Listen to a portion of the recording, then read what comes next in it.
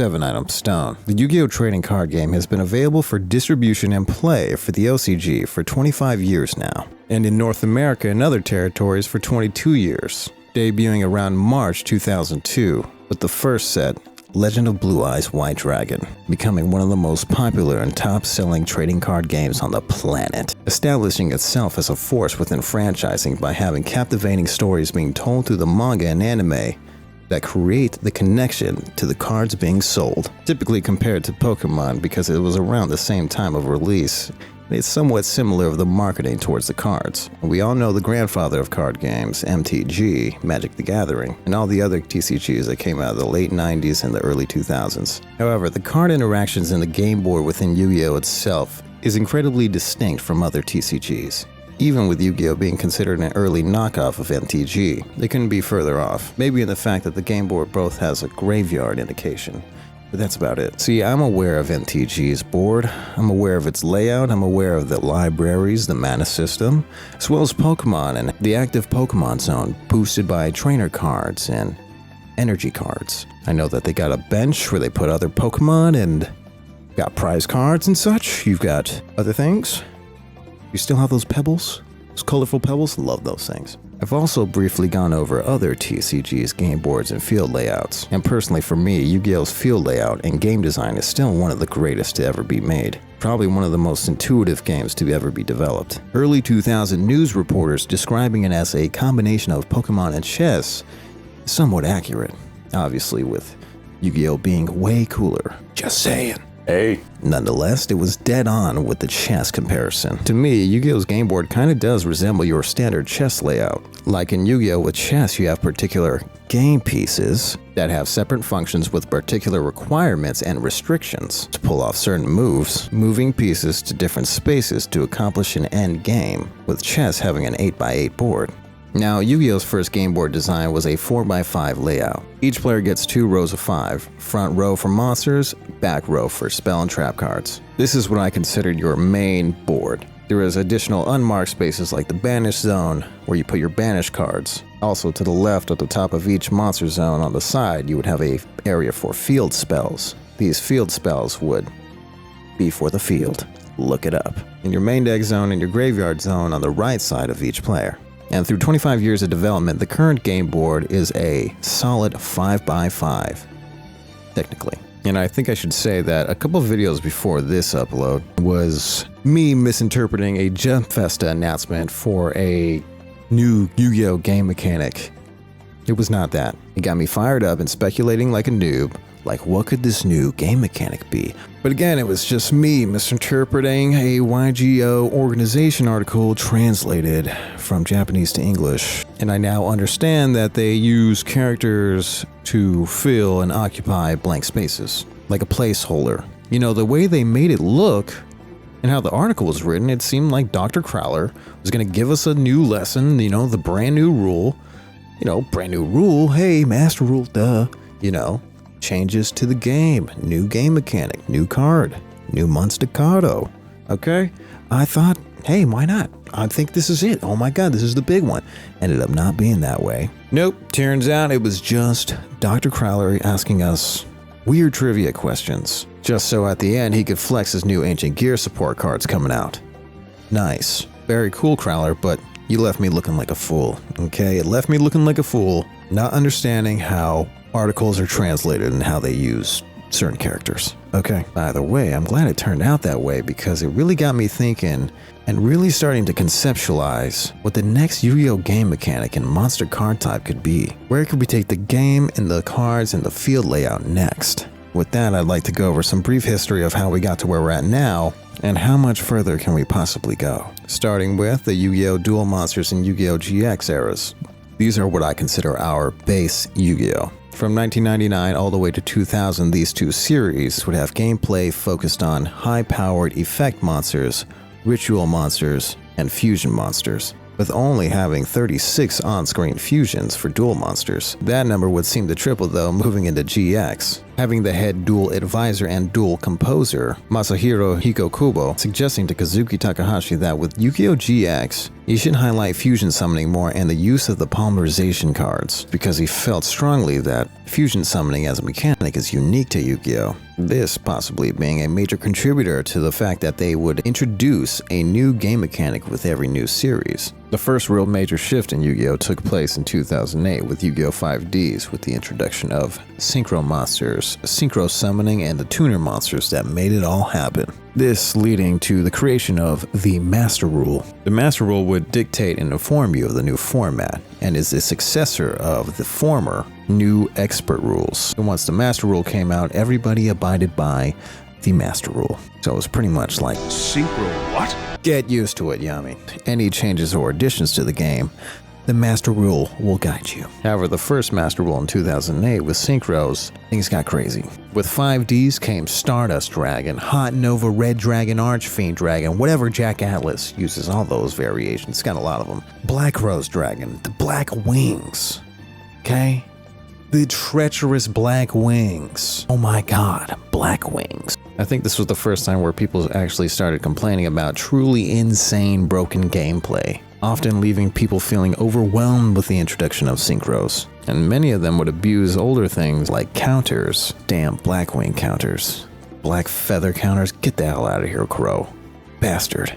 Blackwing players, I swear. The amount of times I've been abused on Master Duel by a Blackwing player, oh my, traumatizing, truly traumatizing. Regardless, the introduction of tuners, synchro monsters, and synchro summoning really put a new flash on Yu-Gi-Oh! With a literal fresh white coat of paint. With synchros, we had a change in terminology for one of the zones on the field. The fusion deck zone would be changed and forever known as the extra deck zone, which sounds pretty extra, establishing the extra deck and extra deck monsters. Changing deck building and deck recipes and deck psychology forever. With plays allowing synchro summoning from the deck, from the graveyard, from the banish zone, from up your face and around the corner. I mean, you were seeing synchros popping off everywhere, left and right, buddy. The impact of synchros in 5Ds was quite heavy, undoubtedly breathing new life into Yu-Gi-Oh! Both with the anime and the card game. Following 5Ds, we have Zexal. Yu-Gi-Oh! Zexal. Yu-Gi-Oh! Zexal brought with it the powerful Xyz monsters, another new type of extra deck monster that would have a fresh coat of black paint this time. Ooh, edgy. Which according to the lore were monsters that were made out of dark matter. These Xyz monsters would have ranks instead of levels, indicated by the new black and gold stars that you would see on the left side of the card instead of the old red and yellow to the right of the card. These Xyz monsters would require Xyz materials overlaid onto each other in order to summon them. The Xyz materials are the required monsters listed that match the rank. These materials could then be detached to pop off effects, often used for additional summoning or to negate plays. In some cases, the Xyz monster can actually attach cards from your opponent's side of the field to itself. Think of things like Kashtira Riseheart. Yeah. Funny enough, there is no appearances of synchro monsters in the Zexal anime, which many have theorized is due to off-screen events that happen within the 5D's world with Yusei, where Yusei either failed and died and synchros were completely destroyed, or he took it upon his own volition to destroy synchro monsters to avoid catastrophe. Regardless, the addition of Xyz monsters led to incredible innovations with deck building, including synchros into new plays and decks, combining forces together to make overpowered, sometimes spammy decks, having many other players struggle to adapt to the new landscape, although that was nothing close to the amount of players who would quit and protest to the changes that came along with the next anime and Master Rule 3. The fifth spin-off series, Yu-Gi-Oh! Arc V, and Pendulum Monsters, literally threw Yu-Gi-Oh! Into multiple dimensions at once. Pendulum cards are half monster cards and half spell cards, and is quite possibly still one of the most unique and drastic changes in card design that we've seen throughout the game's development. This half and half treatment applied to normal monsters, regular effect monsters, and ritual monsters, even extending to the extra deck with half pendulum half fusion, or half pendulum half synchro, or half pendulum half Xyz monster. Crazy stuff, right? This acting as a connection to the anime where each individual dimension is focused mainly on one summoning mechanic. So you would have a synchro dimension, an Xyz dimension, a fusion dimension, and I believe a ritual dimension. I have not seen Arc V, okay? I really want to see it. I've heard good and bad things, so it's like, I'm just going to watch it, okay? So try not to spoil that one if you can, because I really want to see that, okay? I've seen like the first few episodes, and it was like, can't remember what happened, okay? I remember there's something about his dad. His dad just abandoned him or something, or he died? I don't know. Something about his dad, okay. Seems very fun, very fun. With Pendulum cards, Konami seemed to have consolidated the card layout beyond recognition by giving it 2 effect boxes. One for your monster effect and one for your pendulum/spell effect. Makes sense, big compact, but seemingly very powerful at first glance, right? To the left and the right of the first text box, you would have pendulum scales. Pendulum monsters have scales ranging from 0 to 13. Wasn't always like that, but it gradually grew to that. Pendulums were to be set originally face up on the pendulum zones. The pendulum zones' first iterations were 2 additional zones exclusively made for pendulum monsters on the left and the right side of the game board for each player. The pendulum zones cannot be occupied by any other monster types. And once you set 2 different pendulum monsters with varying scales, you can pendulum summon as many monsters as possible whose levels are between the set scales, and get them to as many unoccupied monster zones as possible, building an army of pens. With pendulums having both main and extra deck monster variations, when they're destroyed, they are not sent to the graveyard. They are sent face up to the top of the extra deck. Wacky stuff. Unless detached as XYZ material, or sent from the hand to the graveyard. Even if destroyed by an opponent's card effect, it would go to the extra deck, not the graveyard. And that's not even half of what there is to know about pendulums and pendulum strategies. And although players were hesitant in the beginning, it wasn't long before expert duelists exploited the mechanic to make it seemingly broken with being able to summon 5 monsters in an instant, or use pendulums to summon other powerful types of extra deck monsters to the field. This dramatic change to the game state and field layout due to pendulum monsters seemed to drive a large amount of players away from the game, with the pendulum mechanic being fully powered until 2017 with the creation of Link monsters for Yu-Gi-Oh! Vrains.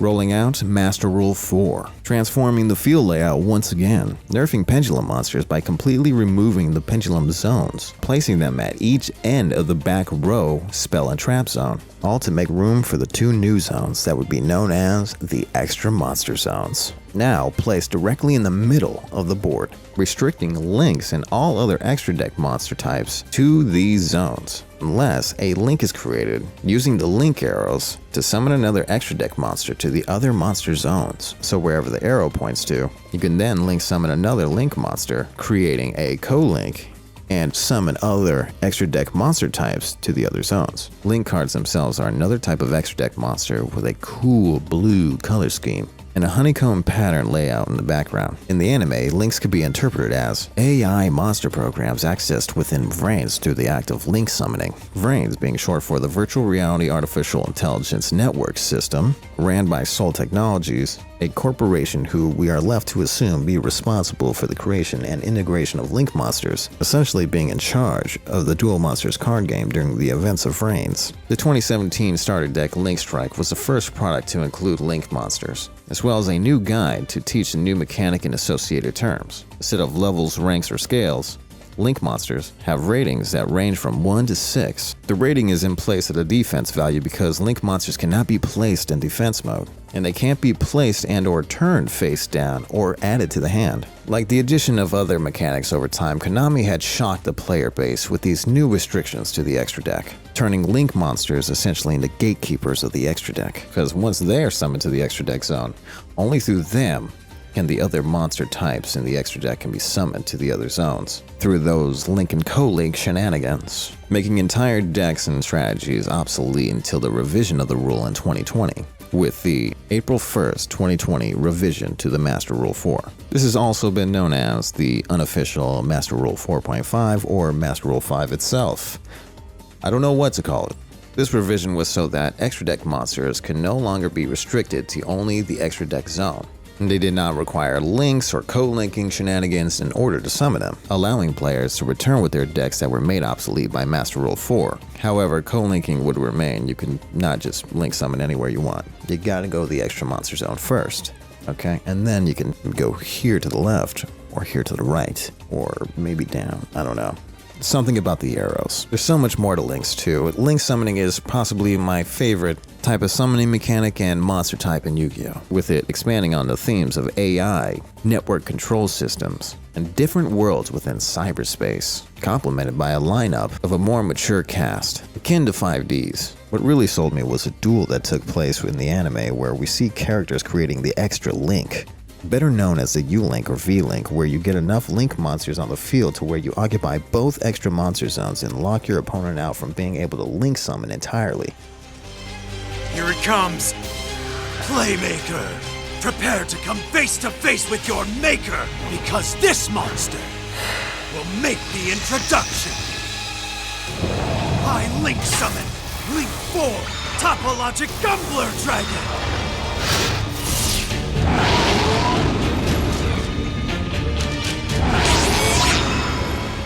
Behold the Extra Link!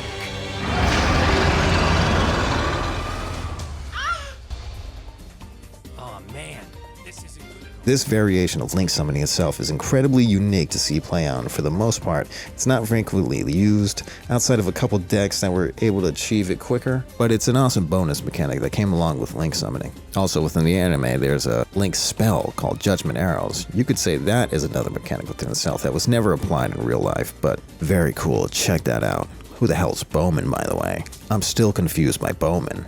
What is he? Anyways.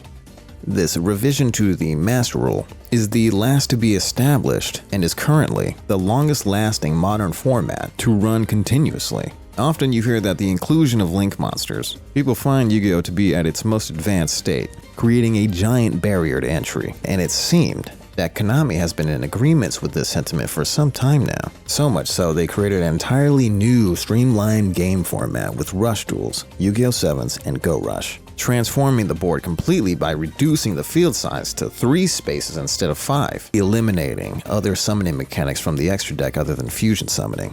Rush Duels eventually created their own unique summoning mechanic with maximum summons. This would be where 3 cards combined together on the field as one giant boss monster. Even if they're imaged as a multiple monster, it still counts as one big foe. Somewhat operating like Exodia, except there is no automatic win. And I'm a huge fan of Rush Duels and maximum summoning, but I still think there's room for at least one more mechanic that could be added to the field, one more to the regular game of Yu-Gi-Oh! Without overwhelming the player base. And for Master Rule 5 or 6 or whatever they want to call it, I think I got something that actually makes sense, you know, without completely shattering the game state, okay? First step is to add 2 new monster zones, okay? 2 new additional zones. 2 zones on the sides of the extra monster zones that already exist. Think left and the right.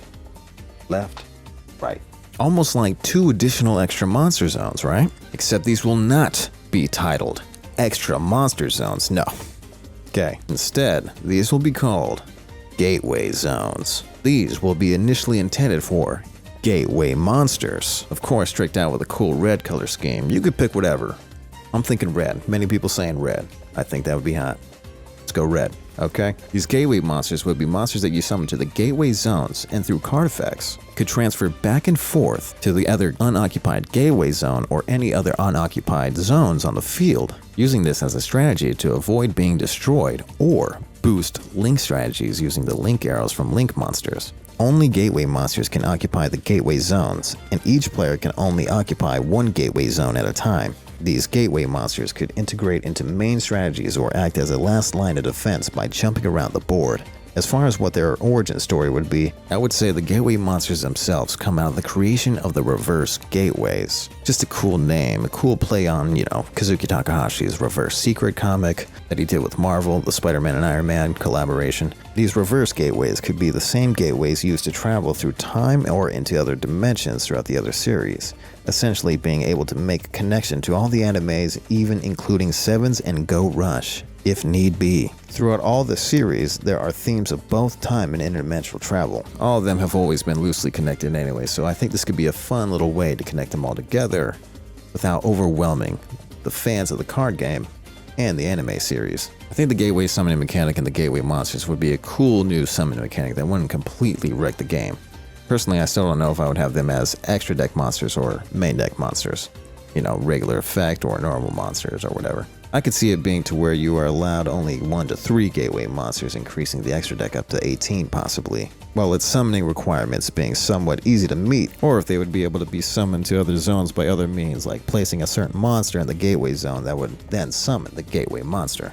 But either way, I think it's a fun concept themed around time and interdimensional time travels that you've seen through the other anime series. It could even connect to Duel Links. Maybe the Duel Links gateways go haywire and the gateway monsters are created from the destruction or the friction between the gateways and Duel Links, right? Causing them to be able to go into other worlds of different formats, right? Stellar stuff. Yeah, Konami has a lot of ideas they could pull from, so I want to see something like that. And it would be a perfect excuse to finally use the red color scheme that was never utilized, right? Could the shiny new red gateway monsters, could this work as a new Yu-Gi-Oh mechanic for Master Duel 5/6? How about you? Do you like the idea of gateway monsters specifically? How about the name, the terminology, gateway summoning? Back and forth to other zones to avoid negation and play off of links and all that? Man, that'd be tight.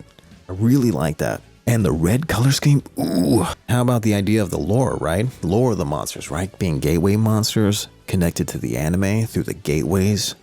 Interdimensional travel? Time travel? I mean, you let me know what makes sense. I mean, we could travel to Duel Links itself, right? The virtual world, cyberspace, like how we've seen in Vrains. Very cosmic. Also, feel free to expand on this gateway zones and gateway monsters and gateway summoning stuff. Please feel free to expand on that, okay? Build on top of what I built. Anyways, I love this idea. Gateway zones, gateway monsters. Very sick. If we get the gateway zones, we've got a full bingo sheet of Yu-Gi-Oh, okay?